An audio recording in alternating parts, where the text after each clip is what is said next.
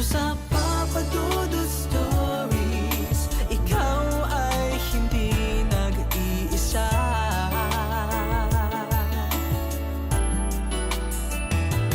Dito sa Papa Dudut Stories, may nagmamahal sa'yo.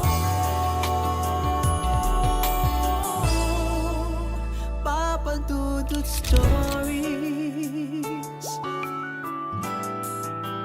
Papa Dudut Stories. Dear Papa Dudut, sa lahat po ng mga nakatutok ngayon, huwag kalimutan na mag-like, mag-share at mag-subscribe.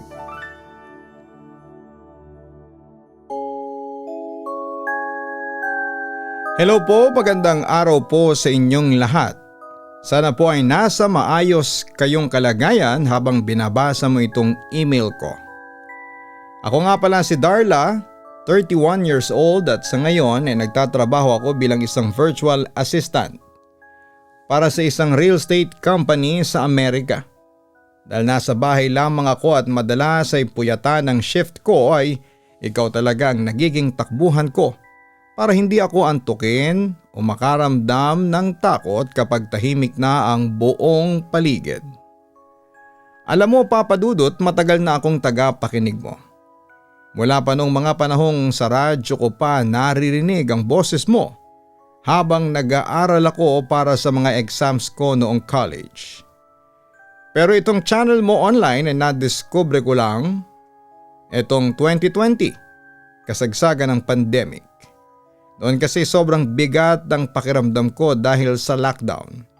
Kaya naghanap ako ng mapapakinggan hanggang sa lumabas sa recommendations ko ang mga kwento mo. Mula noon ay naging bahagi na ng gabi ko ang pakikinig sa mga love stories at horror stories mo. Pero habang tumatagal ay parang may kung anong nagtutulak din sa akin. Naikwento na rin ang naging karanasan ng pamilya namin maraming taon na ang nakakalipas. Nagsimula ang lahat noong kakalipat lang namin sa isang bagong gawang subdivision sa probinsya. Alam mo naman kapag bago ang lipat medyo mailap pa kami sa mga tao. Tipong hi at hello lang kapag nakakasabay sa paglalakad. Pero hindi talaga kami nakikipagkwentuhan ng matagal. Pero may isang pamilya sa tapat lang ng bahay namin na talagang naging malapit sa amin. Ang pamilya ni Tita Lay. Si Tita Lay ay napakabait. Laging nakangiti at palaging nag-aabot ng ulam kapag may sobrang luto sila. Doon ko unang nakilala ang anak niyang si Van. Sa unang tingin si Van ang tipo ng lalaki na gwapo, matangkad, pero napakatahimik. Yung katahimikan niya Papa Dudut medyo kakaiba. Madalas ko siyang makita sa terrace nila nakatitig lang sa malayo. Parang may malalim na iniisip o may tinitignan na hindi namin nakikita. Bihira siyang umiti at kapag kinakausap mo siya ay maikli lang ang sagot niya pero laging nakatingin ng diretsyo sa mga mata mo. Isang gabi may naglalako ng barbecue sa tapat ng bahay nila. Nagpabaga ang tindero at talagang amoy na amoy ang usok ng iniihaw na karne sa buong kalsada. Lumabas kami ni Mama para bumili at nakita rin namin si Tita Lay at si Van na nandun. Napansin ko ang mukha ni Van noong sandaling yon. Ibang tingin niya sa mga tinda. Lalo na doon sa mga Betamax at yung namuong dugo ng manok na iniihaw. Papa Dudut nanlilisik ang mga mata ni Van habang nakatitig sa dugo. Parang naglalaway siya na hindi mo maintindihan. Narinig ko pa siyang bumulong kay Tita Lay. Pilit niyang pinabibili ang mama niya ng maraming dugo. Ma, bilhan mo ko niyan. Gusto ko niyan marami. Sabi ni Van na medyo paos ang boses. Pero si Tita Lay ay parang nag-aalala na ewan. Van, alam mo namang bawal sa'yo yan. Masama sa kalusugan mo ang masyadong maraming ganyan. Pork barbecue na lang ang kainin mo. Nakita ko yung pagkairita sa mukha ni Van pero tumahimik na lamang siya.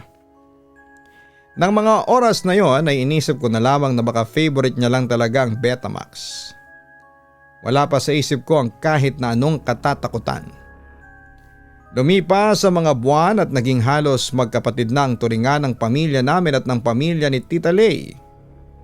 Tuwing Sabado o Linggo ay madalas kaming may handaan sa kalsada. Maglalabas kami ng lamesa, magluluto ng pansit o kaya ay mag-iihaw at sama-sama kaming kakain. Doon ay lalong naging malapit ang ate ko na si Jessa kay Van. Pareho silang nag-aaral sa isang universidad noon. Dahil magkapit-bahay at iisa ang school ay madalas silang magkasabay sa pagpasok at sa pag-uwi. Hanggang sa nauwi na nga ang pagkakaibigan nila sa tinatawag nating MU. Alam mo naman yung mga kabataan noon, Papa Dudut, no? Hatid sundo at palaging magka-text nung maging seryoso na ang relasyon nila. Boto naman si Mama at si Tita Lay. Masaya ang lahat kasi parang isang pamilya na talaga kami. Pero ako ay may napapansin ako kay Van na hindi napapansin ni Ate Jessa.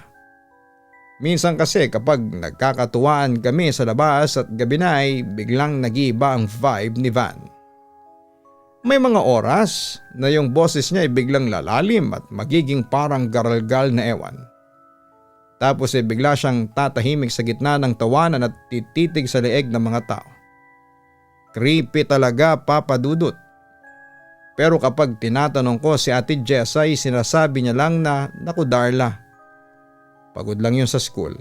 Alam mo namang mahiyain yun." Dumating ang bakasyon, nag-aya si Ate Jessa na pumunta kami sa Cebu, sa probinsya ng aming lola, na tinatawag naming Inay. Kilalang kilala siya doon bilang isang tawas manggagamot. Maraming lumalapit sa kanya. Hindi lang yung may sakit ang katawan kundi pati yung mga may pakiramdam na may nagawa sa kanila na hindi may paliwanag ng mga doktor. May kakayahan si Inay na makita yung mga bagay na hindi nakikita ng ordinaryong tao.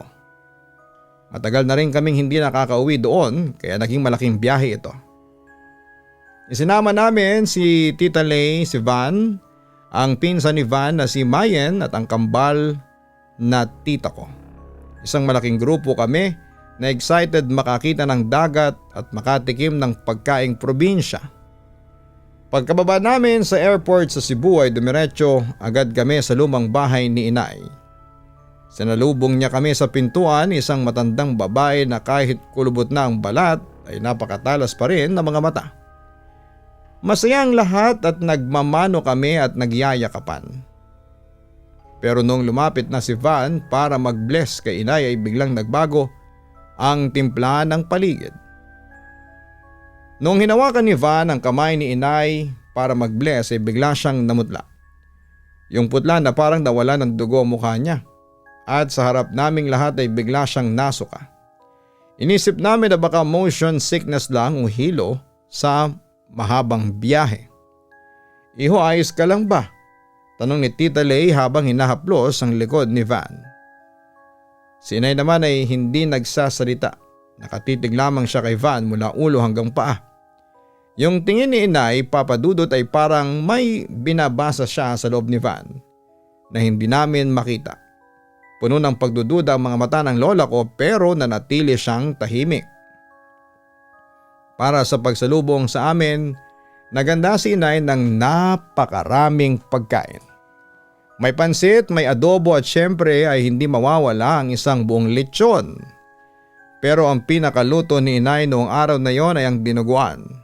Malapot yung sabaw, itim na itim at maraming laman, Papa Dudut. Noong nagsimula ng kumain ng lahat ay doon kami nagulat kay Van. Inisip namin na dahil masamang pakiramdam niya kanina, hindi siya kakain. Pero nagkamali kami, Papa Dudut, halos laklakin na ni Van ang sabaw ng dinuguan. Hindi siya gumagamit ng kanin, yung mismong sabaw lang ang kinakain niya ng sunod-sunod. Van, dahan-dahan lang, baka sumakit na naman ang tiyan mo. Saway ni Tita Lay. Pero parang walang naririnig si Van. Tuloy-tuloy lamang siya sa pagsubo at yung mga mata niya ay nakapako lang sa bowl ng dinuguan. Halos kalahating kaldero ng sabaw ang naubos niya ng mag-isa. Habang kumakain siya ay napansin kong muli si inay. Nakatayo siya sa sulok ng kusina. Nakahalukip-kip at hindi inaalis ang tingin kay Van. Pinagmamasdan niya ang bawat paglunok at bawat galaw ng panga ng binata. Lumipas ang ilang araw na puno ng saya para sa aming lahat maliban kay inay na laging seryoso. Isang hapon habang naglalaba kami ni Ate Jessa sa may poso, napansin naming tinawag ni inay si Tita Lay. Isinama niya ito sa loob ng kwarto para mag-usap ng sarilinan. Pero dahil mausisa kaming magkapatid, dahan-dahan kaming lumapit sa may pintuan para makinig. Ining, boses ni inay yung narinig namin. May kakaiba ba kayong napapansin kay Van dyan sa Maynila? Yung hindi ninyo maintindihan na kilos. Natahimik si Tita Lay, ramdam ko yung pag-aalinlangan niya. Wala naman pong masyado, Nay, tahimik lang po talaga yung batang yun. Bakit niyo po naitanong? Doon ay kinuwento ni inay ang nakita niya. Sabi ni inay, nung nakaraang gabi bandang 2:00 ng madaling araw ay nagising siya para uminom ng tubig. Pagdaan niya sa sala ay nakita niya si Van na nakatayo sa tapat ng malaking salamin na nakasabit sa pader. Pero hindi lang daw basta nakatayo. Nakikipagtitigan si Van sa sarili niyang refleksyon. Nakakatakot daw ang itsura nito dahil kahit na gaano katagal ang lumipas ay hindi kumukurap ang mga mata ni Van. Nakadilat lamang ito ng malaki at parang walang buhay, habang ang mga kamay ay nakayukom ng mahigpit sa tagiliran. Hindi pa natatapos ang kwento ni inay. Dinagdag pa niya yung nakita niya noong sumunod na gabi. Nakita niya si Van na pumasok sa kwarto kung saan ay natutulog ang mga pinsan naming bata. Nakita niya si Van na nakayuko sa maliit na pamantahin namin na natutulog. Imbis na bantayan, nakita ni inay na inaamoy-amoy ni Van ang leeg ng bata ng madiin. Yung amoy na parang may hinahanap na ugat o dugo sa ilalim ng balat. Agad daw sinita ni inay si Van ng mga sandaling yon. Sabi ni inay noong narinig ni Van ang boses niya. Lumayo ito ng mabilis, hindi gaya ng tao na naglalakad kundi parang hayop na mabilis na gumapang at lumabas ng pintuan. Narinig naming humahagulhol na si Tita Lay sa loob ng kwarto. Ngayon lang din siguro niya napagtanto yung mga panganib na dala ng sarili niyang anak. Kailangan natin siyang ihaplos, ining, sabi ni inay. Ang ibig sabihin ng haplos sa kanila ay isang uri ng ritual para magulantang ang sumpa sa loob ng katawan. Pinaliwanag ni inay na si Van ay nasalinan. Isa siyang biktima ng sumpang aswang na ipinasa sa kanya ng hindi niya namamalayan. Naguluhan si Tita Lay. Paano pong nangyari yun? Wala naman po kaming kilalang ganun, sabi ni inay. Madalas daw mangyari ang salinan sa dalawang paraan. Maaring nung ipinagbubuntis pa lamang si Van ay may naglagay na ng sumpa sa kanya. O kaya naman ay may napuntahan siyang lugar o nakilalang tao na nag-alok sa kanya ng pagkain na may kasamang lason o sumpa. Kapag ang isang aswang daw ay malapit ng mamatay ay kailangan itong ipasa ang tinatawag na itlog sa isang kadugo o kahit sa kakilala lang para hindi mahirapan sa pagpanaw. Ang itlog na ito ay unti-unting napipisa sa loob ng tiyan ng biktima hanggang sa tuluyan na itong maging ganap na aswang. Kaunting panahon na lang at tuluyan na magbabago ang anyo ni Van. Kung hindi natin ito maagapan sa ngayon, babala pa ni inay. Kaming dalawa ni Ate Jessa na nakikinig sa labas ay halos hindi na makahinga sa tindi ng kaba. Kinilabutan ako ng husto.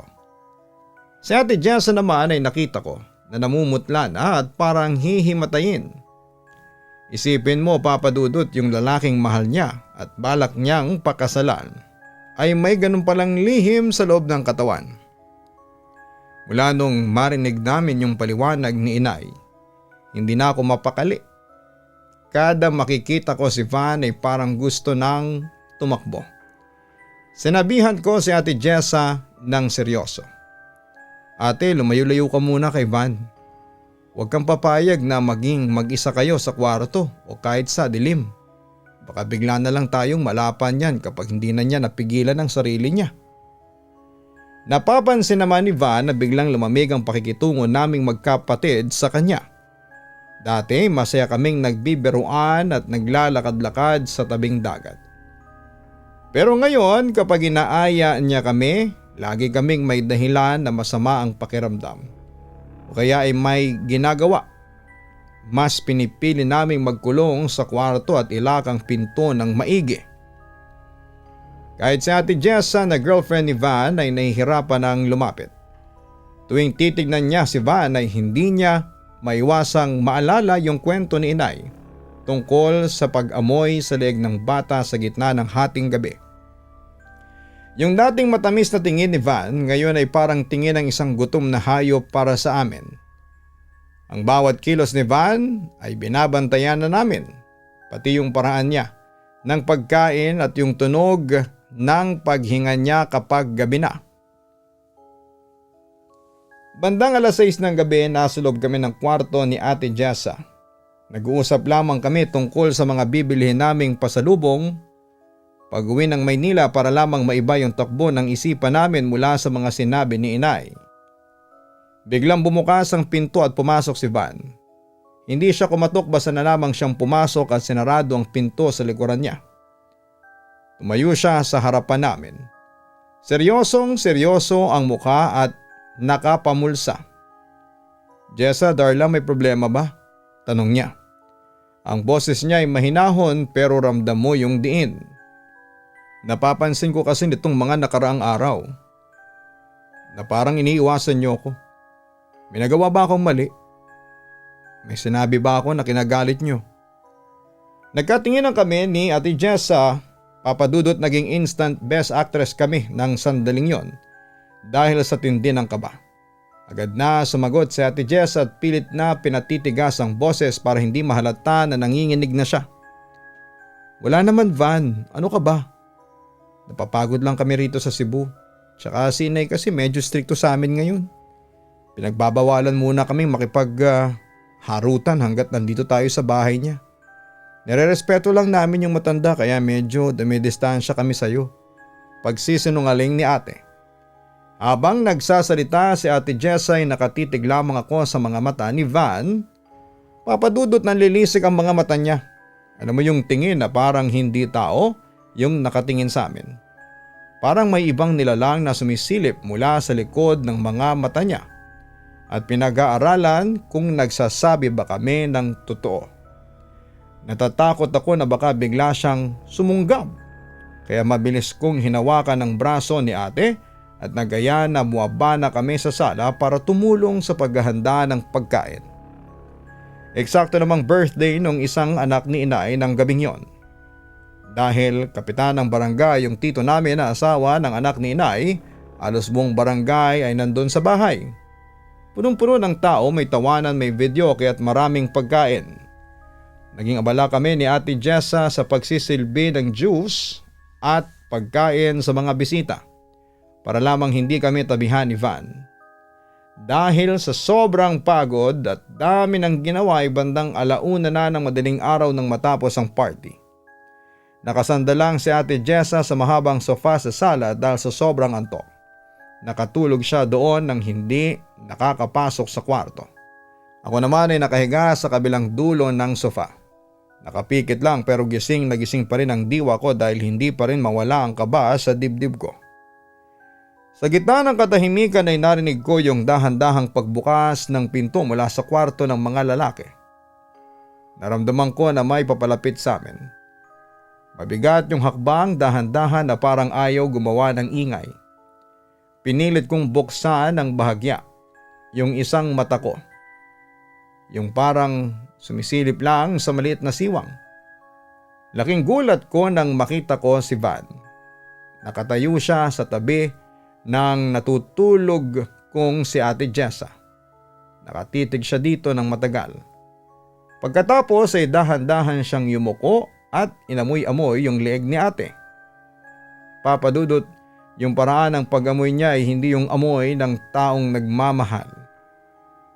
Para siyang aso na inaamoy yung karne na balak niyang kainin. Nanigas ako sa takot. Hindi ako makagalaw o makasigaw dahil baka ako naman ang balikan niya. Pagkatapos niya kay Ate Jessa ay lumipat siya sa akin. Naramdaman ko yung bigat ng pagtayo niya sa tabi ko. Ramdam ko yung init ng hininga niya na tumatama sa balat ng leg ko habang inaamoy niya rin ako. Nanatili ako nakapikit ng mariin, pigil ang paghinga at nananalangin ako sa isipan ko ng lahat ng alam kong dasal. Sabi ko'y, Panginoon, iligtas niyo po kami at huwag niyo po kaming pabayaan. Sa awa ng Diyos, pagkatapos ng ilang minutong tila walang katapusan ay lumayo na rin si Van. At narinig ko yung yabag niya pabalik sa kwarto nila. Kinabukasan, pagdilat na pagdilat ko. Agad kong hinila si Mami, si Tita Lay at si Inay sa kusina. Ikinuwento ko lahat ng nakita ko kagabi. Halos mahimatay si Ate Jessa nang malaman niya. Nang natutulog siya ay muntik na siyang malapan ng boyfriend niya. Si Tita Lay naman ay napahagulhol na lamang sa takot para sa amin at para na rin sa anak niya. Ito na ang tamang araw, deklarasyon ni Inay ng may matigas na boses. Hindi na natin pwedeng patagalin pa ito. Inutusan ni Inay yung mga tito ko at mga pinsang lalaki na ihanda yung sala. Sila yung magsisilbing security sakaling maging bayolente si Van. Inilabas ni Inay yung isang maliit na table, isang lumang libro na puno ng mga Latin na salita. Isang krus na gawa sa kahoy at isang batya na may mainit na tubig. Ramdam ang tensyon sa loob ng bahay, Papa Dudut. Wala ni isa sa aming nagsasalita ng malakas. Pinatawag si Van sa sala. Pagpasok niya ay nakita niya yung setup at medyo nagtaka siya. Pero pinaupo siya ni Inay sa isang silya sa gitna, kaharap niya. Iho, kumusta ang pakiramdam mo? May masakit ba sa iyo? Tanong ni Inay. Wala naman po, Inay, at medyo nahihilo lamang po ako. Siguro'y dahil po sa gutom, sagot ni Van. Pero habang sumasagot siya ay panay ang galaw ng mga mata niya sa paligid at parang naghahanap ng pinto kung saan siya pwedeng tumakas. Pinapikit ni Inay si Van at sinimulan niyang basahin ang lumang libro. Yung mga salitang lumalabas sa bibig ni Inay, hindi namin maintindihan pero parang nagpapabigat sa hangin. Sa loob ng kwarto, bawat salitang binibitawan niya ay parang lalong umiinit yung paligid. Kinuha ni Inay ang 2 piraso ng posporo. Inilublob niya yung dulo nito sa mainit na tubig sa batya habang patuloy sa pag-uorasyon. Pagkatapos, sa laking gulat namin ay kinuha niya yung mga paa ni Van at ipinitpit yung mga dulo ng posporo sa pagitan ng mga daliri sa paa ng binata. Papa Dudut, doon na nagsimulang mag-ibang lahat. Sa sandaling idinigit ni Inay ang bato ng kanyang singsing sa dulo ng posporo na nasa pagitan ng mga daliri ng paa ni Van ay biglang nag-ibang paligid. Sumigaw si Van ng napakalakas. Isang sigaw na parang hindi galing sa tao. Agad siyang dinaluhan ng 7 naming mga tito at pinsang lalaki. Pinigilan nila ang kanyang mga braso at binti para hindi siya makawala dahil nagwawala na siya sa sobrang lakas. Ang boses ni Van ay biglang nagbago, Papa Dudut. Hindi na ito yung boses ng binata na kilala namin. Naging boses ito ng isang matandang babae na napakapaos at parang hirap na hirap huminga. Yung mukha niya ay mula sa pagiging moreno ay biglang naging puting-puti na parang pinahiran ng makapal na wax. O yung make-up na ginagamit sa mga patay sa punerarya.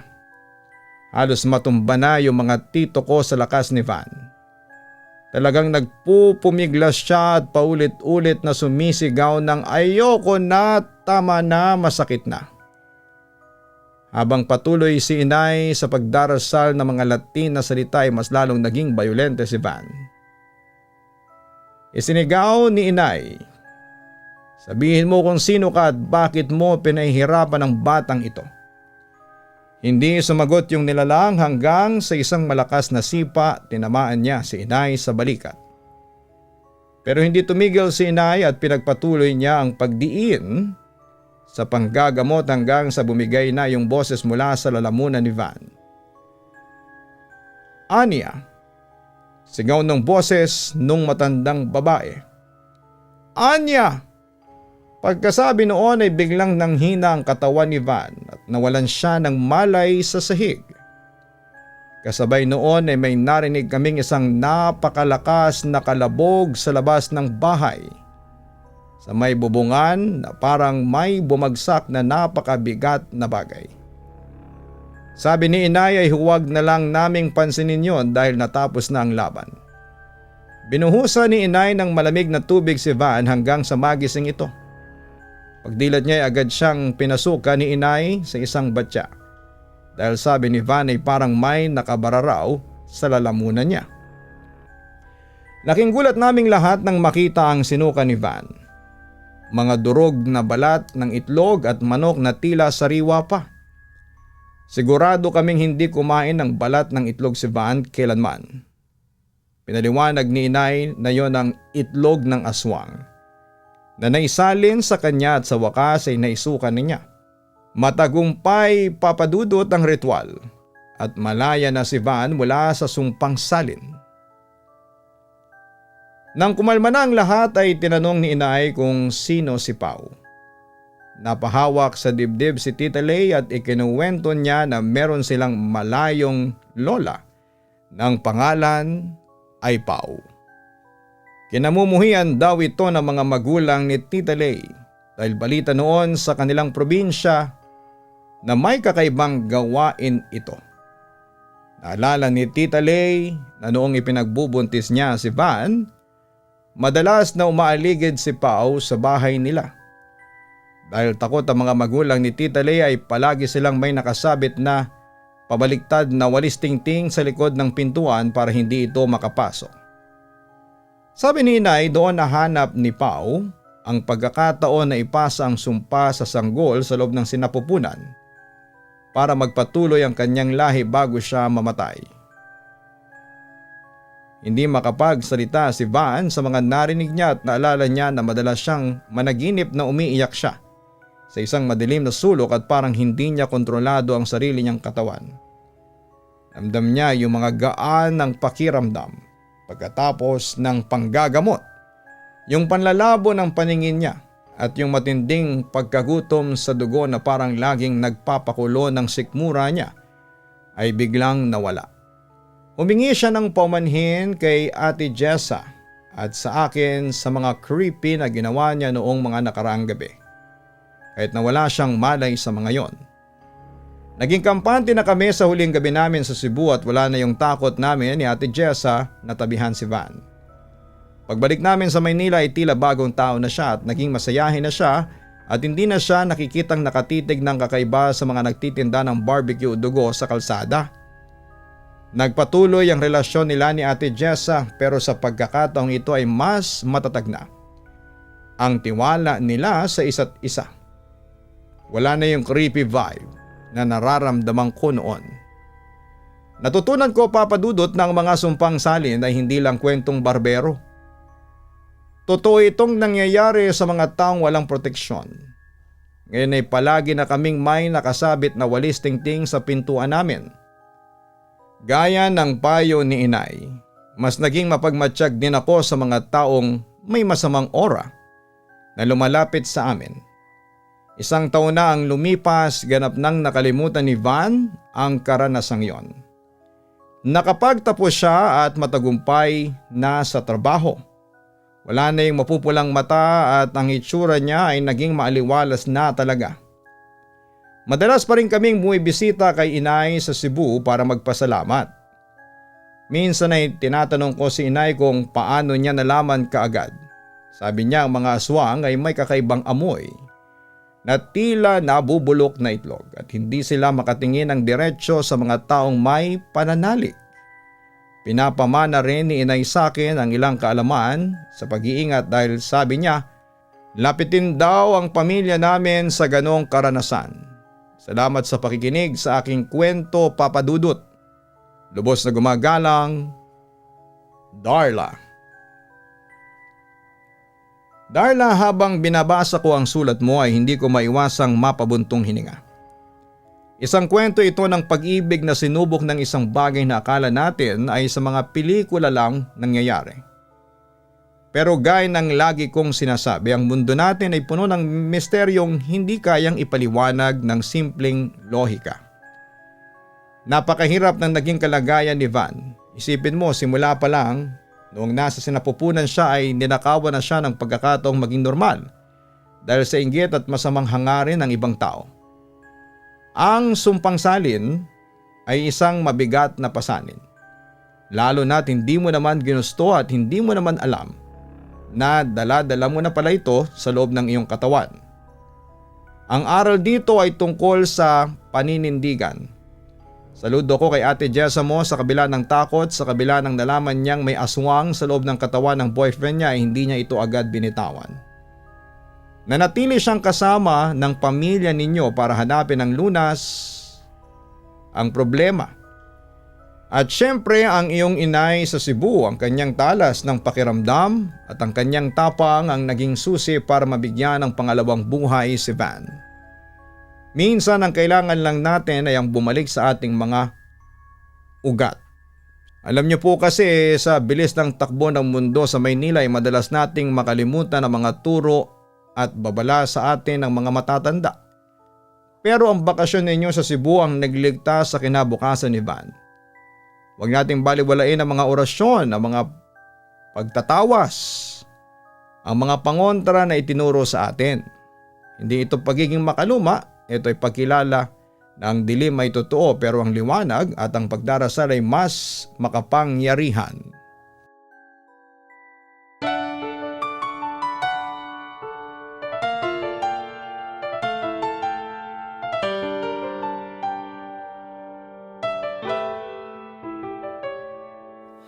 Ang buhay ay mahiwaga,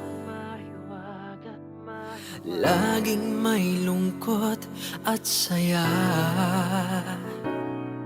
Sa Papa Dudut Stories, laging may karamay ka.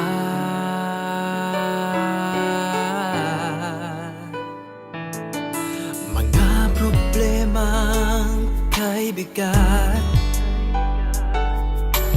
dito ay pakikinggan ka. Sa Papa Dudut Stories, kami ay iyong kasama. Dito sa Papa Dudut Stories, ikaw ay hindi nag-iisa.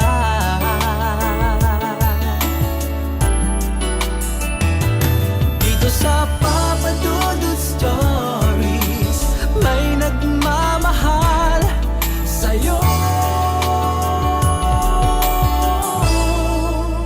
Papa Dudut Stories, Papa Dudut Stories,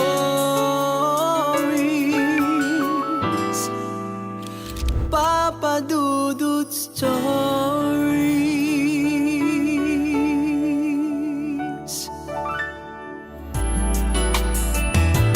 Dito sa Papa Dudut Stories, may nagmamahal sa'yo. Papa Dudut Stories. Papa Dudut Stories. Hello mga ka-online, si Papa Dudut po ito. Nag-enjoy ka ba sa ating kwento ngayong araw? Huwag kalimutan na i-share, mag-like at mag-subscribe. Maraming salamat po.